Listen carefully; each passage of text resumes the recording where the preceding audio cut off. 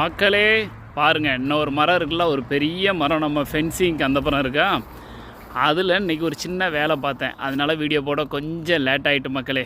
அதனால தான் இப்போ தான் குளிச்சுட்டு வந்தேன். 11 மணி ஆகிட்டு காலையில். ஒரு சின்ன வேலை பார்த்தேன். என்ன வேலைன்னு சொல்கிறேன், வெளியே வாங்க காட்டுறேன். இந்த மரம் நம்ம வீட்டுக்கு வெளியே இருக்குது. அதாவது நம்மளோட பக்கத்து வீட்டுக்கு சொந்தமான மரம்.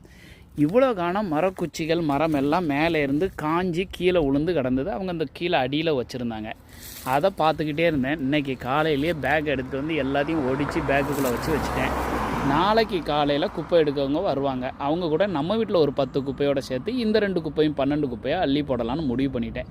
ஏன் பக்கத்து வீட்டுக்காரங்களுக்கு நான் செய்கிறேன் அப்படின்னா, அவங்க ஒரு வெள்ளைக்கார குடும்பம். அவங்க ரொம்ப நல்லவங்கங்க.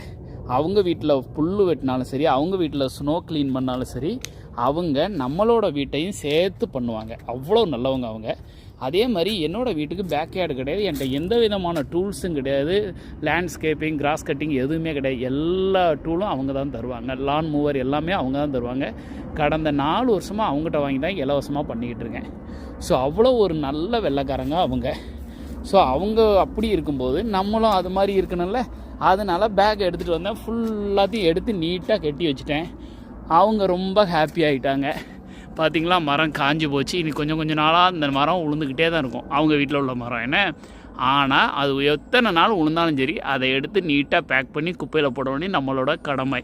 ஏன்னா அவங்க நம்மளை சொந்த பிரதர் மாதிரி பார்ப்பாங்க. பக்கத்து வீட்டுக்காரங்களை பாசத்தோடும் நேசத்தோடும் கனடாவில் நம்ம பழகணும். அதான் ரொம்ப நல்லது. பாய் மக்களே.